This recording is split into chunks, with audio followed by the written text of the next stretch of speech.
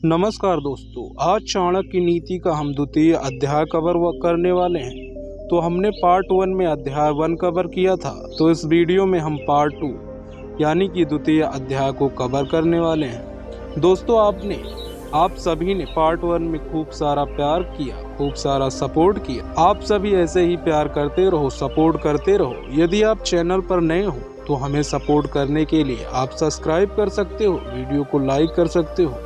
तो चलिए दोस्तों, इस द्वितीय अध्याय को शुरू करते हैं। स्त्रियों के स्वाभाविक दोष।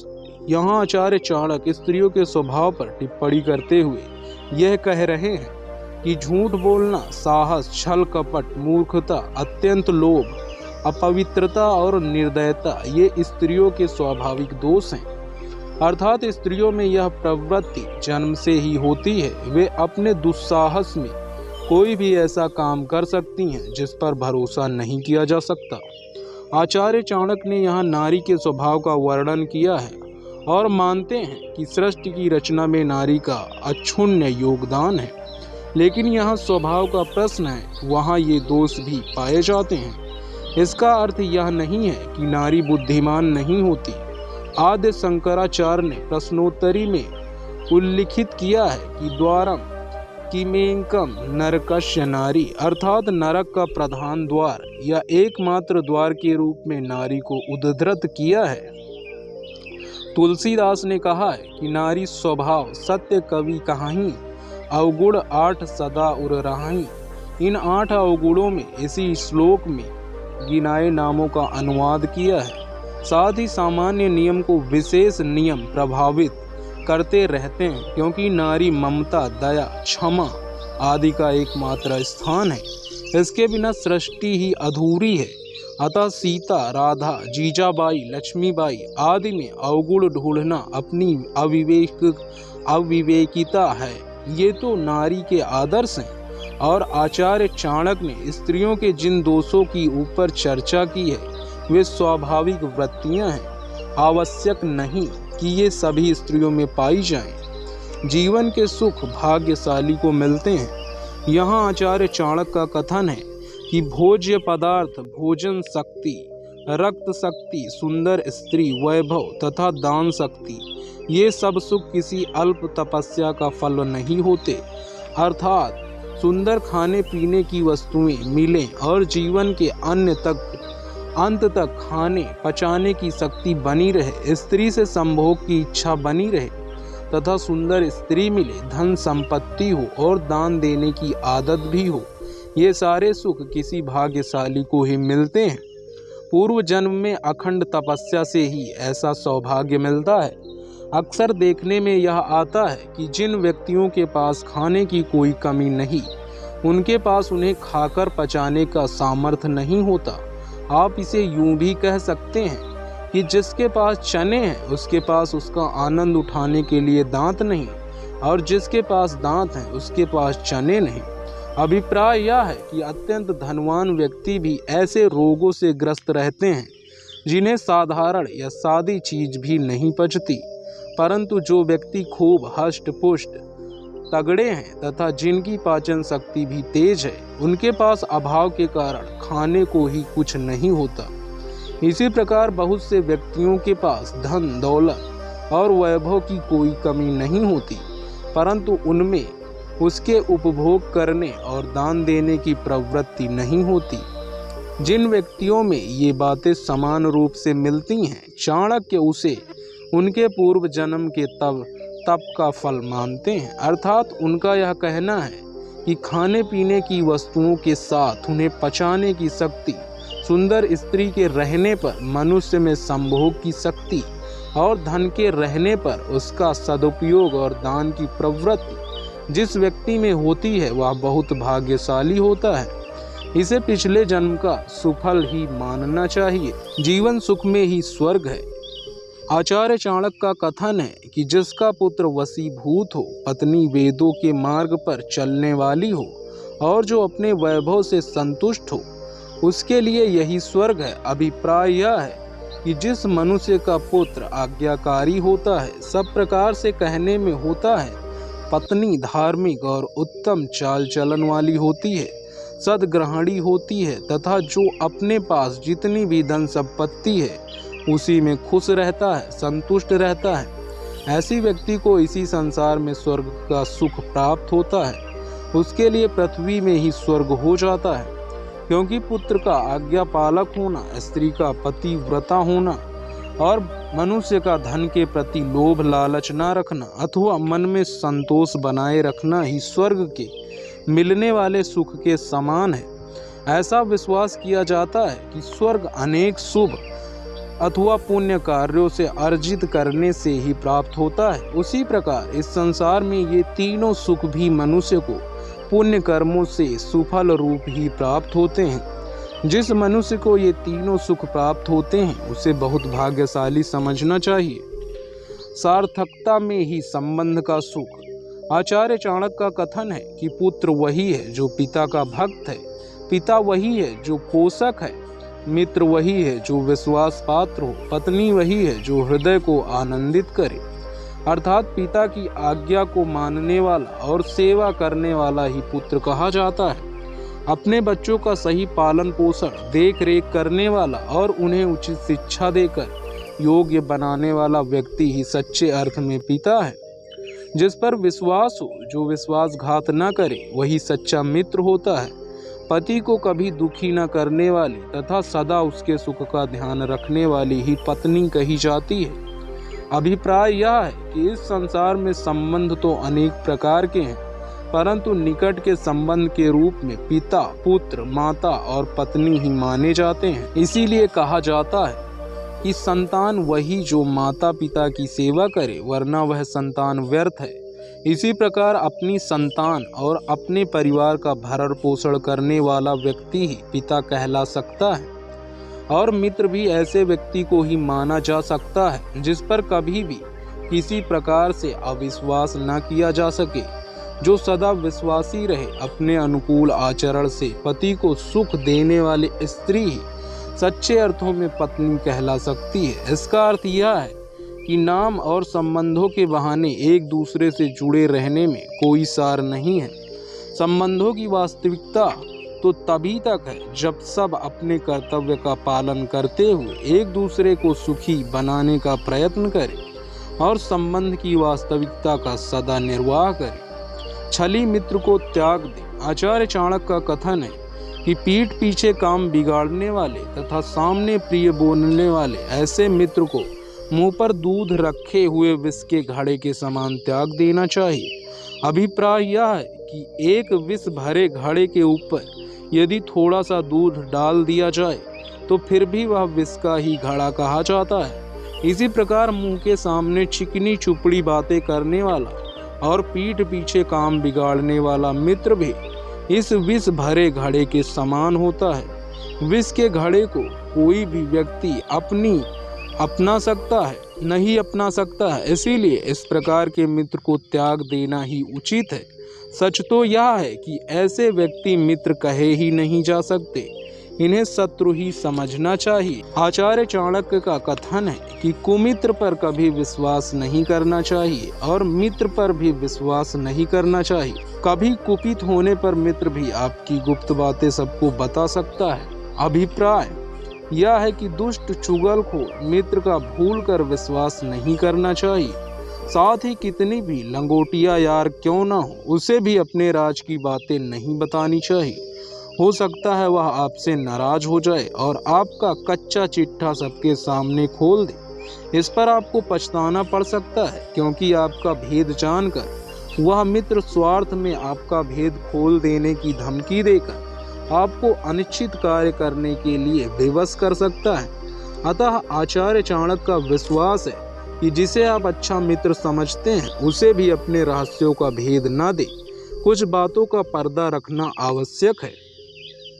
मन का भाव गुप्त ही रखें। आचार्य चाणक्य का कथन है कि मन में सोचे हुए कार्य को मुंह से बाहर नहीं निकालना चाहिए।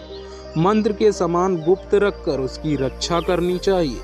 गुप्त रखकर ही उस काम को करना भी चाहिए। अभिप्राय यह है कि मन में जो भी काम करने का विचार हो उसे मन में ही करना चाहिए, उसे मन में ही रखना चाहिए, किसी को बताना नहीं चाहिए। मंत्र के समान गोपनीय रखकर चुपचाप काम शुरू कर देना चाहिए। जब काम चल रहा हो उस समय ही उसका ढिंढोरा नहीं पीटना चाहिए। बता देने पर यदि काम पूरा ना हुआ तो हंसी होती है, कोई शत्रु काम बिगाड़ भी सकता है। काम पूरा होने पर फिर सबको मालूम हो ही जाता है, क्योंकि मनोविज्ञान का नियम है कि आप जिस कार्य के लिए अधिक चिंतन मनन करेंगे और चुपचाप उसे कार्य रूप में परिणत करेंगे, उसमें सिद्ध प्राप्त करने के अवसर निश्चित मिलेंगे। इसीलिए आचार्य का कथन है कि मन में सोची हुई बात का या कार्य योजना कार्य रूप में लाने से पहले प्रकट नहीं करना चाहिए। इसी में सज्जनों की भलाई है। पराधीनता। आचार्य का कहना है कि मूर्खता कष्ट है, यौवन भी कष्ट है, किंतु दूसरों के घर में रहना कष्टों का भी कष्ट है। वस्तुतः मूर्खता अपने आप में एक कष्ट है और जवानी भी व्यक्ति को दुखी करती है। इच्छाएं पूरी ना होने पर भी दुख तथा कोई भला बुरा काम हो जाए तो भी दुख। इन दुखों से भी बड़ा दुख है पराये घर में रहने का दुख। पर घर में ना तो व्यक्ति स्वाभिमान के साथ रह सकता है और ना अपनी इच्छा से कोई काम ही कर सकता है, क्योंकि मूर्ख व्यक्ति को उचित अनुचित का ज्ञान न होने के कारण हमेशा कष्ट उठाना पड़ता है। इसीलिए कहा गया है कि मूर्ख होना अपने आप में एक बड़ा अभिशाप है। कौन सी बात उचित है और कौन सी अनुचित है, यह जानना जीवन के लिए आवश्यक होता है। इसी भांति जवानी बुराइयों की जड़ है। कहा तो यहाँ तक गया है कि जवानी अंधी और दीवानी होती है। जवानी में व्यक्ति काम के आयोग में विवेक खो बैठता है और उसे अपनी शक्ति पर गुमान हो जाता है। उसमें इतना अहंकार भर जाता है कि वह अपने सामने किसी दूसरे व्यक्ति को कुछ समझता ही नहीं। जवानी मनुष्य को विवेकहीन ही नहीं, निर्लज्ज भी बना देती है, जिसके कारण व्यक्ति को अनेक कष्ट उठाने पड़ते हैं। ऐसे में व्यक्ति को यदि दूसरे के घर में रहना पड़े तो उसे दूसरे की कृपा पर उसके घर की व्यवस्था का अनुसरण करते हुए रहना पड़ेगा। इस तरह वह अपनी स्वतंत्रता गंवा देगा। तभी तो कहा गया है, पराधीन सपने सुख नाही। इसीलिए इन पर विचार करना चाहिए। साधु पुरुष। आचार्य चाणक्य ने कहा है कि न प्रत्येक पर्वत पर मणि माणिक्य ही प्राप्त होते हैं, न प्रत्येक हाथी के मस्तक से मुक्ता मणि प्राप्त होती है। संसार में मनुष्यों की कमी न होने पर भी साधु पुरुष सब जगह नहीं मिलते। इसी प्रकार सभी वनों में चंदन के वृक्ष उपलब्ध नहीं होते। यहाँ अभिप्राय यह है कि अनेक पर्वतों पर मणि माणिक्य मिलते हैं, परंतु सभी पर्वतों पर नहीं। ऐसा विश्वास किया जाता है कि कुछ हाथी ऐसे होते हैं जिनके मस्तक में मणि विद्यमान रहती है, परंतु ऐसा सभी हाथियों में नहीं होता। इसी प्रकार इस पृथ्वी पर पर्वतों और जंगलों अथवा वनों की कमी नहीं, परंतु सभी वनों में चंदन नहीं मिलता। इसी प्रकार सभी जगह साधु व्यक्ति नहीं दिखाई देते। साधु शब्द से आचार्य चाणक्य का अभिप्राय यहाँ संजन व्यक्ति से है, अर्थात ऐसा व्यक्ति जो दूसरों के बिगड़े हुए काम को बनाता हो और अपने मन को निवृत्त की ओर ले जाता हो और निस्वार्थ भाव से समाज कल्याण की इच्छा करता हो। साधु का अर्थ यहाँ केवल भगवे कपड़े पहनने वाले दिखावटी सन्यासी व्यक्ति से नहीं, यहाँ इसका भाव आदर्श समाज सेवी व्यक्ति से है। परंतु ऐसे आदर्श व्यक्ति सब जगह कहाँ मिलते हैं, वे तो दुर्लभ ही हैं। जहाँ भी मिले उनका यथावत आदर सम्मान ही करना चाहिए। पुत्र के प्रति कर्तव्य। आचार्य चाणक्य यहाँ पुत्र के संबंध में उपदेश कहते हुए करते हैं कि बुद्धिमान लोगों का कर्तव्य है कि पुत्र को सदा अनेक प्रकार से सदाचार की शिक्षा दें। नीतिज्ञ सदाचारी पुत्र ही कुल के पूजे जाते हैं, अर्थात पिता का सबसे बड़ा कर्तव्य है कि पुत्र को अच्छी शिक्षा दे। शिक्षा केवल विद्यालय में ही नहीं होती, अच्छे आचरण की, व्यवहार की शिक्षा देना पिता का पावन कर्तव्य है। अच्छे आचरण वाले पुत्र ही अपने कुल का नाम ऊंचा करते हैं। नीतिज्ञ और शील संपन्न पुत्र ही कुल में सम्मान पाते हैं। नेतागण कहा करते हैं कि आज के युवा ही कल के नागरिक हैं, वही देश के भविष्य हैं, तो उनका सही भविष्य बनाने की दिशा में सही कदम उठाना माता पिता और समाज का परम कर्तव्य है। यहाँ आचार्य चाणक्य संतान की शिक्षा के बारे में माता पिता के कर्तव्य का उपदेश कहते हैं कि बच्चे को न पढ़ाने वाली माता शत्रु तथा पिता वैरी के समान होते हैं। बिना पढ़ा व्यक्ति पढ़े लोगों के बीच में हंसों में कौवों के समान शोभा नहीं पाता। अभिप्राय यह है कि जो हालत हंसों के बीच में आ जाने पर कौवे की हो जाती है, ठीक वही दशा पढ़े लिखे सुशिक्षित लोगों के बीच में जाने पर अनपढ़ व्यक्ति की हो जाती है। इसीलिए बच्चे को न पढ़ाने वाले माँ बाप ही उनके शत्रु होते हैं। इस संबंध में आचार्य चाणक्य मानते हैं कि धन ही नहीं व्यक्ति को आदर योग्य बनाती है और शिक्षा से हीन व्यक्ति बिना पूंछ और सींग वाले पशु के समान है। इस संबंध में आचार्य चाणक्य मानते हैं कि धन ही नहीं शिक्षा भी व्यक्ति को आदर योग्य बनाती है और शिक्षा से हीन व्यक्ति बिना पूंछ और सींग वाले पशु के समान है। आचार्य चाणक्य बालक के लालन पालन में लाड़ प्यार में संदर्भ में उसके अनुपात और सार के बारे में उपदेश कहते हुए करते हैं कि अधिक लाड़ से अनेक दोष तथा ताड़न से गुण आते हैं। इसीलिए पुत्र को और शिष्य को लालन की नहीं ताड़न की आवश्यकता होती है। अभिप्राय यह है कि अधिक लाड़ प्यार करने से बच्चे बिगड़ जाते हैं, उनके साथ सख्ती करने से ही वे सुधरते हैं। इसीलिए बच्चों और शिष्य को अधिक लाड़ प्यार नहीं देना चाहिए, उनके साथ सख्ती ही करनी चाहिए। इसीलिए चाणक्य का परामर्श है माता पिता अथवा गुरु को अपने पुत्र अथवा शिष्य का इस बात के लिए ध्यान रखना चाहिए कि उसमें कोई बुरी आदतें घर न कर जाएं। उनसे बचाने के लिए उनकी ताड़ना आवश्यक है ताकि बच्चा गुणों की ओर आकर्षित हो और दोष ग्रहण से बचे।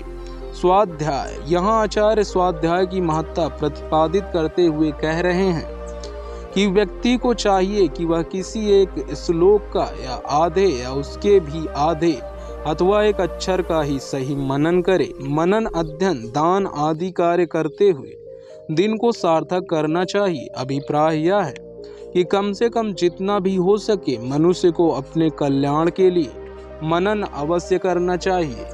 मनन करना, अध्ययन करना तथा लोगों की सहायता करना ये मनुष्य जीवन के अनिवार्य कर्तव्य हैं। ऐसा करने पर ही जीवन सार्थक होता है, क्योंकि मानव जीवन अमूल्य है। उसका एक एक दिन, एक एक क्षण अमूल्य है। उसे सफल बनाने के लिए स्वाध्याय, चिंतन, मनन एवं दान आदि सत्कर्म करते रहना चाहिए। यह जीवन का नियम ही बना लिया जाए तो सर्वोत्तम है। आसक्ति विष है। यहाँ आचार्य जीवन से त्याज्य स्थितियों पर विचार करते हुए व्यक्ति को उपदेश करते हुए कहते हैं कि प्रियतमा का या पत्नी से वियोग, स्वजनों से अपमान होना, ऋण का ना चुका पाना, दुष्ट राजा की सेवा, दरिद्रता और धूर्त लोगों की सभा, ये बातें बिना अग्नि के ही शरीर को जला देती हैं। अभिप्राय यह है कि एक आग सबको दिखाई देती है, यह बाहरी अग्नि है, किंतु एक आग अंदर ही अंदर व्यक्ति को जलाती रहती है, उसे कोई देख भी नहीं सकता।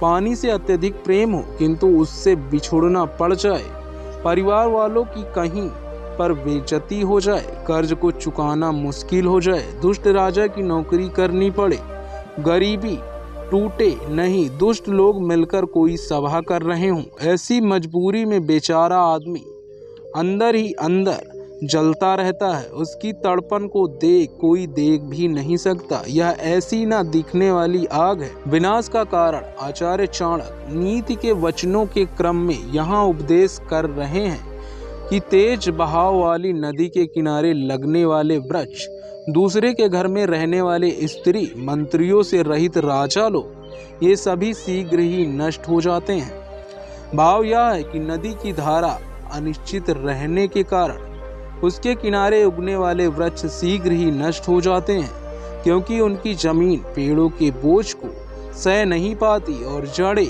उखड़ने लगती हैं। उसी प्रकार दूसरे के घर गई हुई स्त्री भी चरित्र की दृष्टि से सुरक्षित नहीं रह पाती, उसका सतीत्व शंका के दायरे में आ जाता है। इस संदर्भ में किसी नीतिकार से ही कहा है, अर्थात लेखनी, कलम, पुस्तक और स्त्री दूसरे के हाथ में चली गई तो गंवाई गई ही समझे।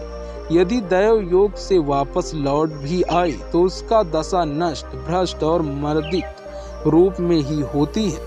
इसी प्रकार राजा का बल मंत्री होता है। मंत्री राजा को सन्मार्ग में प्रवृत्त एवं कुमार्ग से हटाता है।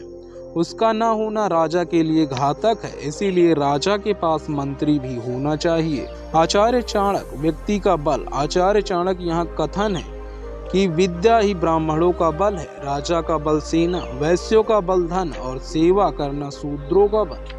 अभिप्राय यह है कि ज्ञान विद्या ही ब्राह्मण का बल माना गया है। अध्ययन स्वाध्याय ही उसका मुख्य कर्म क्षेत्र है, उसी में उसे निपुण होना चाहिए, तभी वह आदरणीय होगा। राजाओं का बल उसकी सेना होती है, क्योंकि सैन्य शक्ति के बल पर ही वह अपने राज्य की सीमाएं सुरक्षित रख सकता है। इसी प्रकार धन वैश्यों का बल तथा सेवा करना शूद्रों का बल है। यही उनके कार्य क्षेत्र का वैशिष्ट्य है। दुनिया की रीति।